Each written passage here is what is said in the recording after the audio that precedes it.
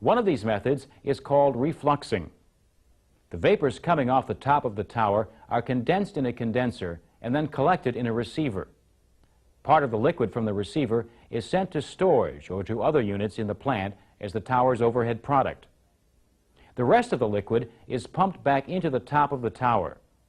The liquid that's reintroduced into the tower is called external reflux. Because it consists of liquid that was cooled in the condenser, the external reflux is cooler than the liquid in the top of. Temperature control is crucial to the operation of a distillation system. Correct temperatures are necessary to vaporize the lighter components of a liquid mixture while keeping the heavier components in the vapors to a minimum. If the temperatures at certain points in the system are either too high or too low, acceptable products won't be produced.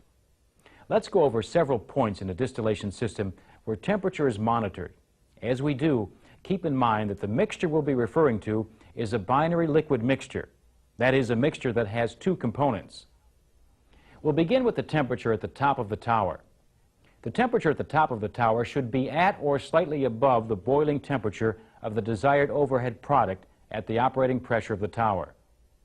If the temperature at the top of the tower is higher than it should be, more of the heavier components will vaporize and become part of the overhead product, instead of flowing down the tower as a liquid. On the other hand, if the temperature at the top of the tower is lower than it should be, less of the lighter components will vaporize. Some of the lighter components will remain as a liquid and flow down the tower. The temperature at the bottom of the tower is also important. The temperature at the bottom of the tower is usually slightly below the boiling point of the heavier component. If the temperature at the bottom of the tower is too high, more of the heavier components will vaporize and move up the tower instead of remaining as a liquid. If the temperature at the bottom of the tower is too low, less of the lighter components will vaporize and move up the tower. Another place where temperature control is important is at the feed point. The temperature at the feed point should be within the boiling range of the mixture. The temperature at the feed point should be close to the temperature of the feed tray. The temperature of the feed tray depends on its physical location in the tower. For example, the lower the feed tray is in the tower, the higher its temperature will be. If the temperature at the feed point is higher than it should be, more of the heavier components will vaporize and move up the tower instead of moving down the tower as a liquid. On the other hand, if the feed point temperature is too low, less of the lighter components will vaporize, and more lighter components will end up in the bottom of the tower. While the temperatures at various points in a distillation system are important, the relationships between the temperatures are also important. The temperature decreases as the material moves higher in the tower. The gradual decrease in temperature from the bottom of a distillation tower to the top is called the temperature gradient. The temperature gradient is measured in terms of the difference between the temperature at the bottom of the tower and the temperature at the top of the tower.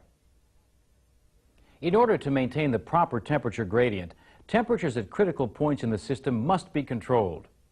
Temperatures in a distillation system are typically controlled in three ways. One way is to control the temperature of the feed mixture by using a preheater.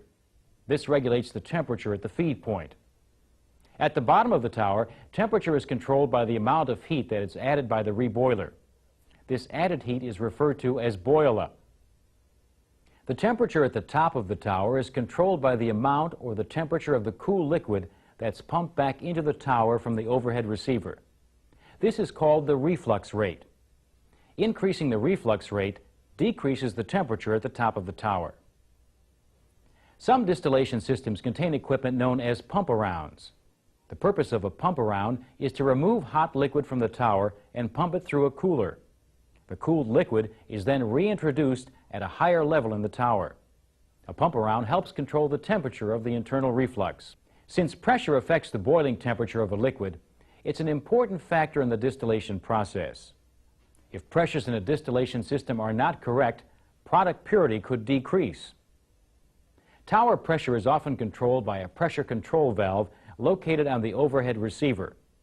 This valve controls pressure by releasing vapors and any non-condensable gases that have collected in the receiver. In some cases, a vacuum system draws gases from the receiver to control tower pressure. Another pressure that's important to an operator is the tower's differential pressure. The tower's differential pressure is the difference between the pressure at the bottom of the tower and the pressure at the top of the tower. This difference in pressure is caused by the flow of vapors in the tower. Without vapor flow, there is no differential pressure.